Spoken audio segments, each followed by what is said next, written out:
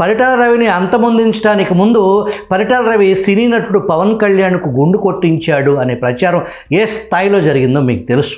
అది నిజం అని నమ్మించగలిగితే ఏ పార్టీకి నష్టం, ఏ పార్టీకి లాభం?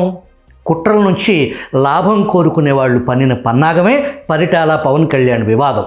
సీనియర్ జర్నలిస్టు అబ్దుల్ ఖాదర్ మొహిద్దీన్ పరిటాల రవి జీవిత చరిత్రను అస్తమించిన రవి ఒక ఉద్యమ వీరుడి ఊపిరి యాత్ర పేరుతో ఆ పుస్తకం రాయటం జరిగింది.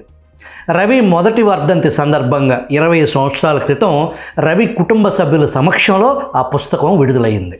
అందులో పరిటాల రవి తన జీవితకాలంలో పవన్ కళ్యాణ్ను ఒక్కసారి కూడా చూడలేదు, రవి పవన్ కళ్యాణ్ వివాదం పూర్తి కల్పిత కట్టుకథ అనే వాస్తవాన్ని ప్రచురించారు. రవి హత్యలో ఎవరి హస్తం ఉందో, ఎవరు తనను అంతమొందించడానికి కుట్రలు చేస్తున్నారో పరిటాల రవే స్వయంగా వెల్లడించారు. ఇప్పుడు జూనియర్ ఎన్టీఆర్ వివాదాన్ని మరింత రగిల్చి ఆ మంటల్లో రాజకీయ చలి కాచుకోవటానికి వైసీపీ చేయని ప్రయత్నం లేదు. అందుకు జూనియర్ ఎన్టీఆర్ తెర వెనుక సహకారం పుష్కలంగా ఉంది అనే అనుమానాలు ఇప్పుడు బలపడుతున్నాయి. జూనియర్ ఎన్టీఆర్ మాతృమూర్తిపై అనుచిత వ్యాఖ్యల వెనుక నారా లోకేష్ ఉన్నారని వైసీపీ ప్రచారం చేస్తుంది.